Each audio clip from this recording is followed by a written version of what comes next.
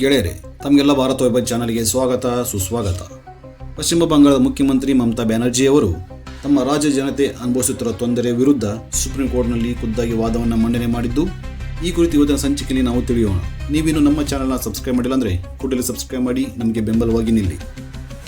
ಪಶ್ಚಿಮ ಬಂಗಾಳದ ಜನತೆಗೆ ಎಲ್ಲಿಯೂ ನ್ಯಾಯ ಸಿಗುತ್ತಿಲ್ಲವೆಂದು ವಾದವನ್ನು ಪ್ರಾರಂಭ ಮಾಡಿದ ಮಮತಾ ಬ್ಯಾನರ್ಜಿ, ನ್ಯಾಯವು ಮುಚ್ಚಿದ ಬಾಗಿಲಿನ ಹಿಂದೆ ಅಳುತ್ತಿದ್ದು, ಚುನಾವಣಾ ಆಯೋಗಕ್ಕೆ SIR ಕುರಿತು 6 ಬಾರಿ ಪತ್ರ ಬರೆದರೂ ಸಹಿತ ಯಾವುದೇ ಪ್ರತಿಕ್ರಿಯೆ ಚುನಾವಣಾ ಆಯೋಗದಿಂದ ಸಿಗುತ್ತಿಲ್ಲ ಅಂತ ಹೇಳಿ Supreme Court chief justice Suryakant ಮುಂದೆ ವಾದವನ್ನು ಮಂಡಿಸಿದ್ದಾರೆ.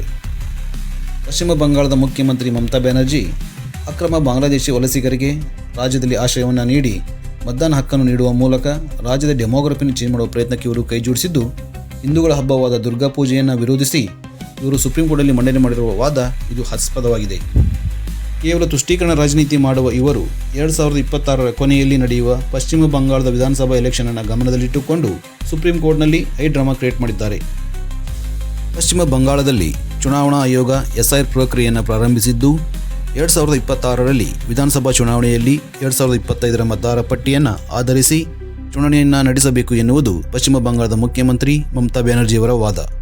ಏಕೆಂದರೆ 2025ರ ಮತದಾರ ಪಟ್ಟಿಯಲ್ಲಿ ಅಕ್ರಮ ಬಾಂಗ್ಲಾದೇಶಿ ವಲಸಿಗರ ಹೆಸರು ಇದ್ದು, SIR ಪ್ರಕ್ರಿಯೆಯ ನಂತರ ಅಕ್ರಮ ವಲಸಿಗರ ಹೆಸರುಗಳು ಡಿಲೀಟ್ ಆಗುವುದರಿಂದ ಪಶ್ಚಿಮ ಬಂಗಾಳದಲ್ಲಿ ಮಮತಾ ಬ್ಯಾನರ್ಜಿಯವರು ಗೆಲುವು ಸಾಧಿಸಿ ಸರ್ಕಾರ ರಚನೆ ಮಾಡುವುದು ಅಸಾಧ್ಯ. ಹಾಗಾದರೆ SIR ಪ್ರಕ್ರಿಯೆ ಎಂದರೇನು? ಯಾವುದೇ ಅರ್ಹ ಭಾರತೀಯ ನಾಗರಿಕನು ಮತದಾರ ಪಟ್ಟಿಯಿಂದ ಹೊರಗುಳಿಯದಂತೆ, ಯಾವುದೇ ಅನರ್ಹ ವ್ಯಕ್ತಿಯನ್ನು ಮತದಾರ ಪಟ್ಟಿಯಲ್ಲಿ ಸೇರಿಸದಂತೆ ನೋಡಿಕೊಳ್ಳುವುದೇ ಇದರ ಉದ್ದೇಶ. ಇದು ಸೂಚನೆ ಪ್ರಕಾರ ಹಕ್ಕುಗಳು ಆಕ್ಷೇಪಣೆಗಳನ್ನು ಪಡೆದ ನಂತರವೇ ಹೊಸ ಮತದಾರ ಪಟ್ಟಿಯನ್ನು ಬಿಡುಗಡೆ ಮಾಡಲಾಗುತ್ತದೆ.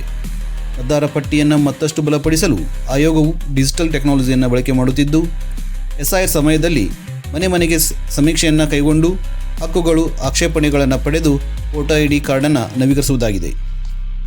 ಪಶ್ಚಿಮ ಬಂಗಾಳದಲ್ಲಿ ಚುನಾವಣಾ ಆಯೋಗ ನಿಯೋಜಿಸಿರುವ 8300 ವೀಕ್ಷಕರನ್ನು ಅಸಂವಿಧಾನಿಕ ಮತ್ತು ಬಿಜೆಪಿ ಅಧಿಕಾರಿಗಳೆಂದು ಕರೆದಿರುವ ಮಮತಾ ಬ್ಯಾನರ್ಜಿ ವಾಟ್ಸಪ್ನಲ್ಲಿ SIR ಪ್ರಕ್ರಿಯೆಗೆ ಸಂಬಂಧಿಸಿದ ನೋಟಿಸನ್ನು ಕಳುಹಿಸುವುದರಿಂದ ಚುನಾವಣಾ ಆಯೋಗವನ್ನು ವಾಟ್ಸಪ್ ಆಯೋಗ ಅಂತ ಇವರು ವಾದ ಮಂಡಿಸಿದ್ದಾರೆ. ಚುನಾವಣಾ ಆಯೋಗದ ಪರ ವಾದ ಮಂಡಿಸಿದ ರಾಕೇಶ್ ದ್ವಿವೇದಿ, ರಾಜ್ಯ ಸರ್ಕಾರಕ್ಕೆ ಅನೇಕ ಬಾರಿ ವಿಜ್ಞಾಪನೆಗಳನ್ನು ಕಳುಹಿಸಿದ್ದರೂ SIR ಕೆಲಸಕ್ಕಾಗಿ ಸಾಕಷ್ಟು ಗ್ರೂಪ್ B ಅಧಿಕಾರಿಗಳನ್ನು ನೀಡದ ಕಾರಣ ಚುನಾವಣಾ ಆಯೋಗವು ಸೂಕ್ಷ್ಮ ವೀಕ್ಷಕರನ್ನು ನೇಮಿಸಿದೆ ಎಂದು ತಿಳಿಸಿದರು. ಮಮತಾ ಬ್ಯಾನರ್ಜಿ ಎತ್ತಿರುವ ಪ್ರಶ್ನೆಗಳಿಗೆ ಉತ್ತರಿಸಲು ಚುನಾವಣಾ ಆಯೋಗಕ್ಕೆ ಸೋಮವಾರದವರೆಗೆ ಸಮಯಾವಕಾಶ ನೀಡಲಾಗಿದೆ. ಇದು ಮಿತ್ರರೇ, ಸುಪ್ರೀಂ ಕೋರ್ಟ್ನಲ್ಲಿ ಮಮತಾ ಬ್ಯಾನರ್ಜಿ ಮಂಡಿಸಿದ ವಾದದ ಕುರಿತು ಸಂಕ್ಷಿಪ್ತ ಮಾಹಿತಿ. ಮತ್ತೆ ಹೊಸ ವಿಷಯದೊಂದಿಗೆ ಮತ್ತೆ ಭೇಟಿಯಾಗೋಣ. ಅಲ್ಲಿವರೆಗೂ ಜೈ ಹಿಂದ್.